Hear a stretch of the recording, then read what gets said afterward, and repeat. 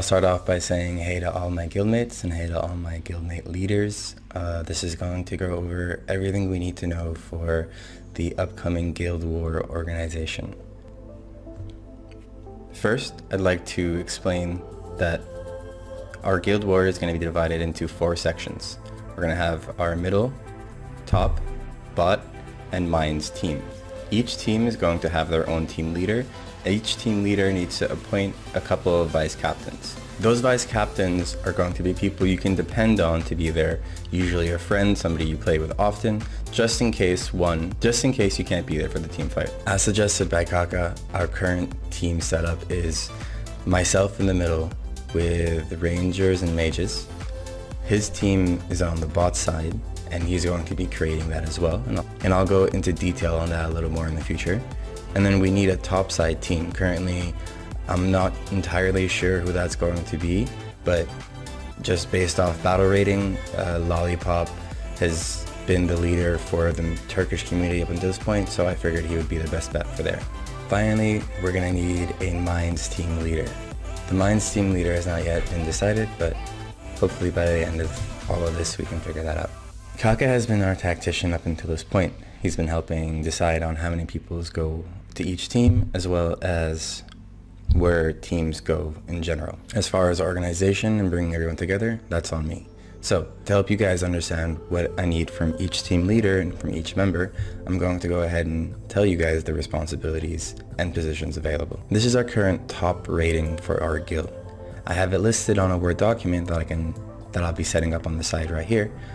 So you guys can take a look. The problem with this and the problem with creating static teams is that BR rating is very easily subject to change.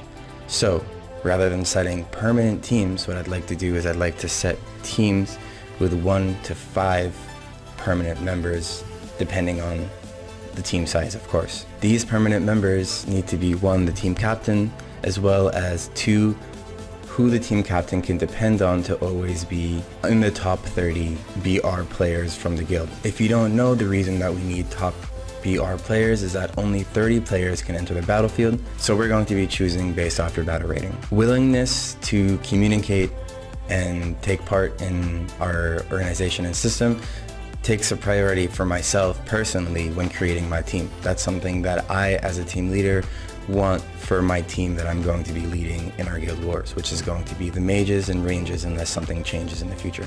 Wrapping up the first part of this video, I'm going to be telling you guys that our current team numbers, as announced by KaKa, was suggested that we go in 2 teams of 5 and 1 team of 20. With that being said, let's go over everything that I've covered so far. Our guild war is divided into 4 sections: middle, top, bot, and mines. Each section is going to have a guild leader.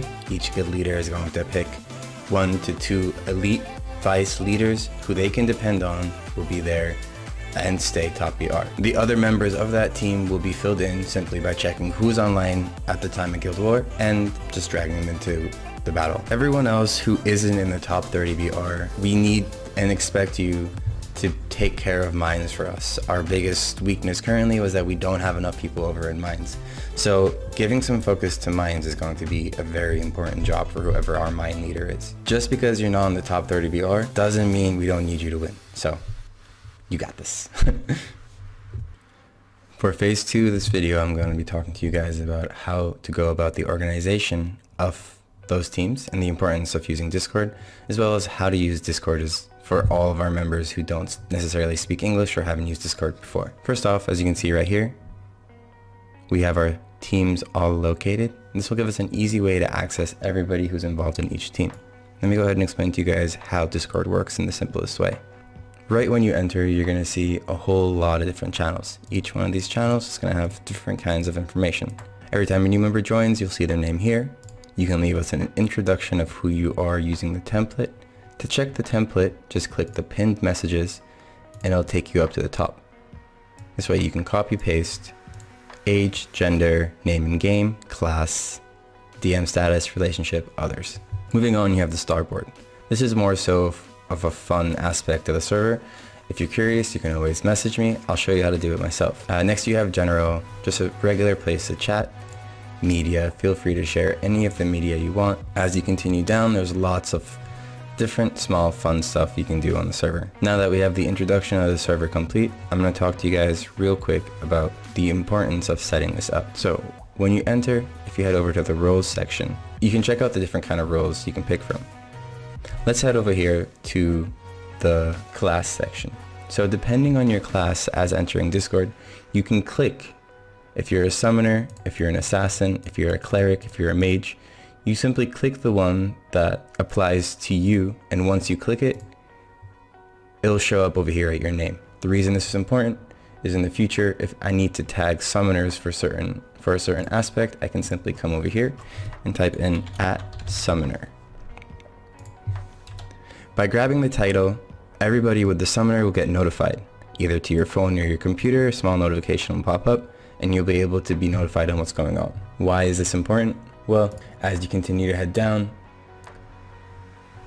of course, you can also choose Spirit Master, Ninja, etc, etc. If you need any sort of translation, either message me or somebody who speaks your language in English as well. Let's head over down to the ping section, and this is going to be one of the most important parts. Is that there's a lot of different kind of events that take part in the game, and it's very easy to forget what time each one is. But for example, if you'd like to be notified for world events, you can simply grab the world events tag, and now I have the world event. And then anytime a world event is going on, simply have to type over here world event, @world event, type it in, and if you have the tag, you will be notified.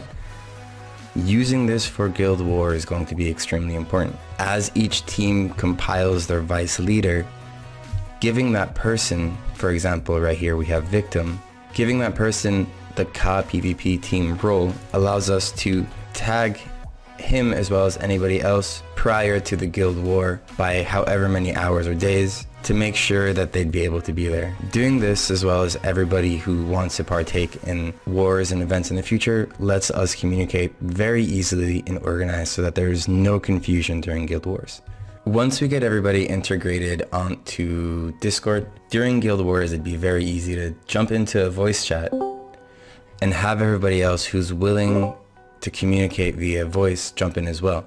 Doing this allows us to, for example, call out the same target, or communicate who needs help, or talk like, hey, let's step back, let's advance, etc, etc. Although we are outnumbered by the current guild Galaxy, which is the only guild we've struggled to beat so far, I believe that if we use better organizational skills and communication skills, we can easily destroy them. So please take a look at this video, spread it to your friends in the guild, let everybody know, and yeah, let's make it happen, Captain.